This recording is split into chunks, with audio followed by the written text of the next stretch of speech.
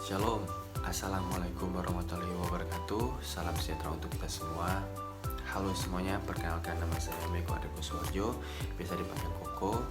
Dan sekarang saya mahasiswa aktif di Politeknik Negeri Manado semester 6, jurusan Teknik Elektro, Prodi Listrik Diploma. Pada kesempatan kali ini saya akan menjelaskan satu jurnal dengan judul Analisis Kinerja Lightning Arrester pada jaringan transmisi 150 kV sistem Minahasa, khususnya pada penyulang Kawangkoan sampai dengan Lopana. Dan jurnal ini disusun atau ditulis oleh 3 mahasiswa yang berkuliah di Fakultas Teknik Unsrat. Karena ini adalah nama, jadi saya tidak ingin salah sebut. Jadi ketiga mahasiswa itu, yang pertama adalah Maruli CHM Barasa, kedua Lili Patras, dan ketiga Hans Tumali. Oke teman-teman, sebelum saya masuk ke dalam inti dalam jurnal ini, saya akan menjelaskan sedikit tentang saluran transmisi. Jadi teman-teman, saluran transmisi itu adalah saluran yang digunakan sebagai media penyaluran tenaga listrik dari stasiun atau pembangkit sampai ke konsumen. Oke, sekarang kita masuk ke abstrak jurnalnya. Di dalam penyaluran energi listrik dalam sistem transmisi ataupun distribusi tidak lepasnya dari gangguan yang dapat menghambat proses penyaluran energi listrik. Itu mau gangguan dari dalam ataupun gangguan dari luar. Jadi teman-teman, salah satu gangguan dari luar yang menyebabkan gangguan pada peralatan di sistem transmisi adalah sambaran petir. Berdasarkan hasil studi tahun 2014, sekitar kurang lebih 95 kali sambaran petir yang terjadi pada sistem transmisi. Jadi proteksi utama untuk sambaran petir pada sistem transmisi adalah lightning arrester, di mana untuk menganalisa kerja pada sistem transmisi 150 kV.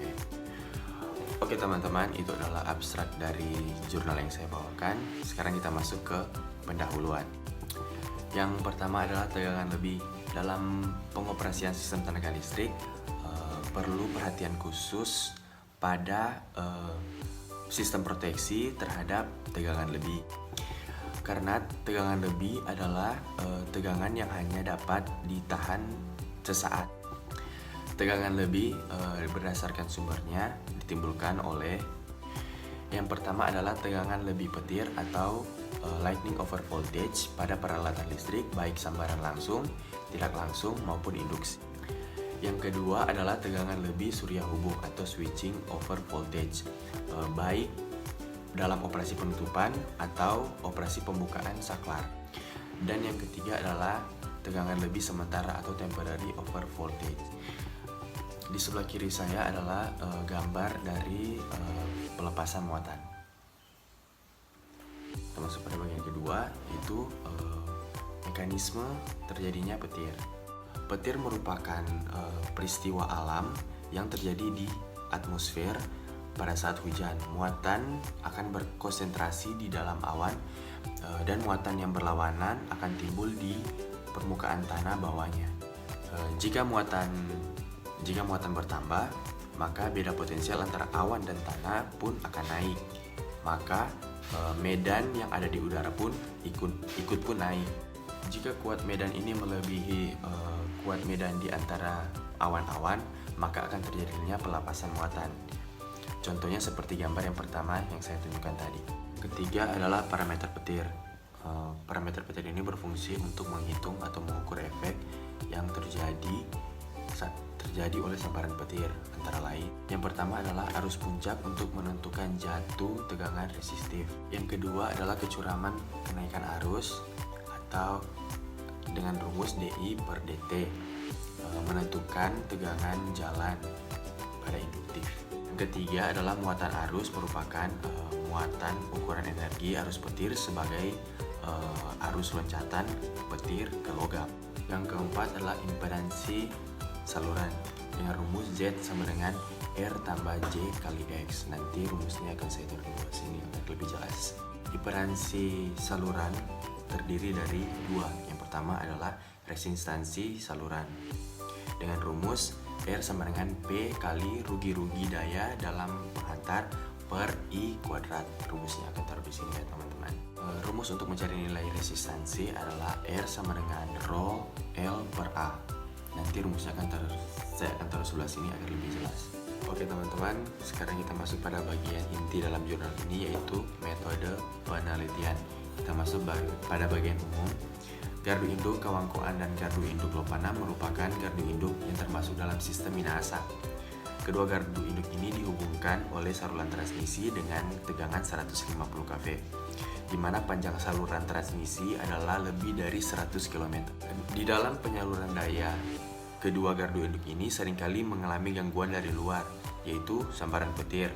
Hal tersebut karena pengaman dari surya petir untuk saluran transmisi ini sudah terpasang sebenarnya, namun perlu digaji kembali. Oleh karena itu, arus surya yang disebabkan oleh petir yang sangat besar itu tidak dapat diamankan, sehingga akan menuju ke gardu induk dan dapat menyambar peralatan-peralatan yang ada. Maka, di dalam pengamanan semua peralatan-peralatan, baik yang ada di jaringan transmisi maupun yang ada di gardu induk, diperlukan lightning arrestor. Di dalam menentukan arrestor yang tepat untuk digunakan, maka kita harus memperhatikan kinerja dari arrestor. Di dalam penentuan kinerja dari arrestor tersebut, maka diperlukan analisa sistem untuk mengetahui rating yang cocok untuk digunakan dalam saluran transmisi ini. Berikut ini adalah gambar dari diagram segaris dalam menganalisa kinerja dari arrestor. Pada bagian kedua yaitu data teknis. Data yang didapat dari penelitian adalah yang pertama, data teknis saluran transmisi meliputi data panjang saluran, data arus nominal, serta jumlah tower dari saluran untuk Lopana. Kedua adalah data thunderstorm atau hari guru pada tahun 2014. Yang ketiga, data untuk menentukan tegangan kerja atau UC dari arrestor dan kecuraman dari gelombang data atau DU per DT. Kita masuk pada bagian yang ketiga, yaitu hasil. Yang pertama, penentuan jumlah sambaran petir di saluran transmisi 150 kV gardu induk Kawangkoan sampai dengan Lopana. Dalam menentukan jumlah atau banyaknya sambaran petir yang terjadi di dalam saluran transmisi 150 kV gardu induk Kawangkoan Lopana, maka diperlukan beberapa data atau parameter-parameter yang digunakan untuk menghitungnya. Di antaranya adalah luas bayang-bayang listrik dan jumlah hari guru per tahun atau IKL atau Isochronous Level. Kita bahas yaitu luas bayang-bayang listrik. Untuk perhitungan luas bayang-bayang listrik di saluran transmisi 150 kV gardu induk Kawangkoan Lopana dengan menggunakan persamaan A sama dengan 0,017 kali B tambah 4H pangkat 1,09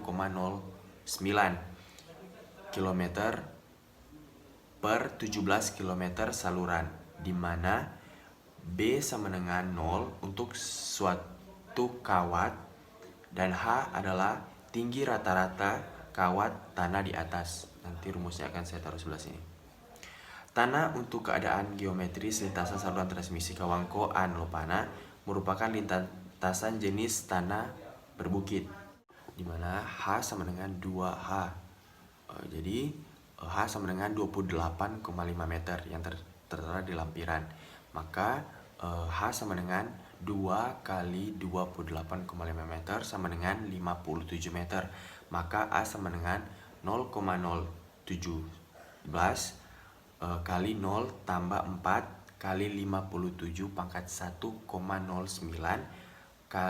km per 17 km saluran, sama dengan 0,07 kali 4 kali 82,01 sama dengan 0,017 kali 328,06 sama dengan 5,57 km per 17 km saluran. Nanti lebih jelasnya saya akan taruh sebelah sini. Kedua, jumlah sambaran petir atau NI pada saluran transmisi. Perhitungan jumlah sambaran petir pada saluran transmisi 150 kV Kawangkoan Lopana diperlukan data thunderstorm atau hari guru pada banyaknya jumlah hari guru atau IKL. Isochronous Level diperoleh berdasarkan data dari guru pada tahun 2014 sesuai dengan lampiran. maka nilai IKL sama dengan 95. Nilai ini didapat dari, saya akan baca tiap bulannya. Bulan Januari 9 kali, bulan Februari 7 kali, bulan Maret 5 kali, bulan April 7 kali, bulan Mei 10 kali, bulan Juni 6 kali, bulan Juli 4 kali, Agustus 4 kali, September 14 kali, Oktober 8 kali, November 14 kali, Desember 7 kali. Maka totalnya adalah 95 kali pada tahun 2014. Dengan menggunakan persamaan NL sama dengan N kali A. NL adalah jumlah sambaran per kilometer per tahun. A sama dengan total hari guru, sama dengan 0,15 kali 95 kali 5,57 sama dengan 14,25 kali 5,57 sama dengan 79,37 kali sambaran per 17 km per tahun. Saluran transmisi kawang Koan Lopana menggunakan kawat jenis ASCR sesuai dengan lampiran. Berdasarkan tabel 3,6, maka diameter kawat tersebut adalah jari-jari kawat 17,1 per 2 sama dengan 8,55 mm sama dengan 8,55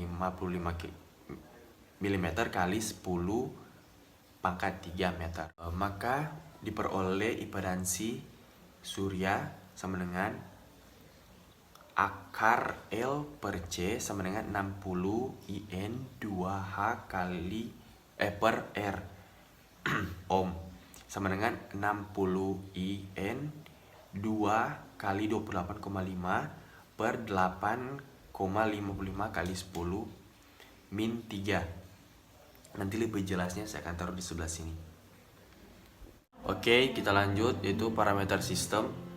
Penentuan nilai pengenal dari arrester. Diperlukan analisa sistem untuk mendapatkan nilai impedansi urutan positif dan impedansi urutan 0 dari sistem tersebut. Sistem yang dianalisa adalah bagian sistem Minahasa yang dilakukan pengamatan, yakni dari gardu induk Kawangkoan sampai gardu induk Lopana, di mana di dalam sistem ini terdapat beberapa parameter yang diperlukan untuk menganalisa, yaitu gardu induk Kawangkoan, interbus, dan gardu induk Lopana. Gambar saya akan taruh di sebelah sini. Oke, lanjut lagi. Analis kinerja arrester dan penentuan pengenal atau rating arrester. Penentuan pengenal atau rating arrester umumnya hanya pengenal tegangan. Namun dalam tugas akhir ini, untuk analisis kinerja arrester dan pengenal atau rating dari arrester diperlukan 4 hal untuk menentukan arrester yang ekonomis dan efektif dan digunakan pada saluran transmisi 150 kV antara gardu induk Kawangkoan dan gardu induk Lopana. Berdasarkan analisa sistem, didapatkan nilai impedansi urutan positif dan impedansi urutan 0 sebagai berikut. Urutan positif atau ZEQ sama dengan 0,00190 tambah J 0,00981 ohm. Dan urutan 0 atau ZEQ sama dengan 0,028 tambah J 0,17 ohm.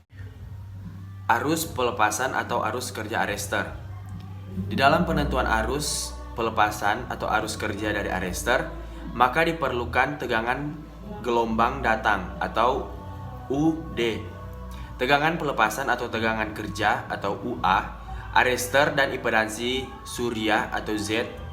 Untuk tegangan gelombang datang diambil nilai tegangan tembus isolator atau U50%. Karena tegangan yang muncul dari tegangan tembus isolator akan sama dengan tegangan kawat penghantar, sehingga tegangan dari kawat juga merupakan tegangan gelombang yang datang. Nanti lebih jelasnya lagi akan saya taruh di sebelah sini. Oke, dari keseluruhan isi jurnal ini, penulis sudah mencantumkan kesimpulan di akhir jurnal ini, yaitu berdasarkan dari hasil analisa dan pembahasan, diperoleh kesimpulan adalah sebagai berikut. Yang pertama, untuk jumlah sambaran petir pada saluran transmisi 150 kV Kawangkoan Lopana pada tahun 2014, berdasarkan data hari guru didapat jumlah sambaran sebesar 95 kali dalam tahun 2014 dalam setahun. Yang kedua, dari hasil penyederhanaan rangkaian pengganti pedansi untuk urutan positif dan nol didapat seperti tadi. Dan yang ketiga, kinerja dari arrester sendiri sudah tergolong maksimal untuk lingkup Kawangkoan dan Lopana. Oke teman-teman, sampai di sini dulu penjelasan saya tentang jurnal ini. Kiranya ini bisa bermanfaat untuk kita semua, dan kurang lebihnya saya ucapkan terima kasih.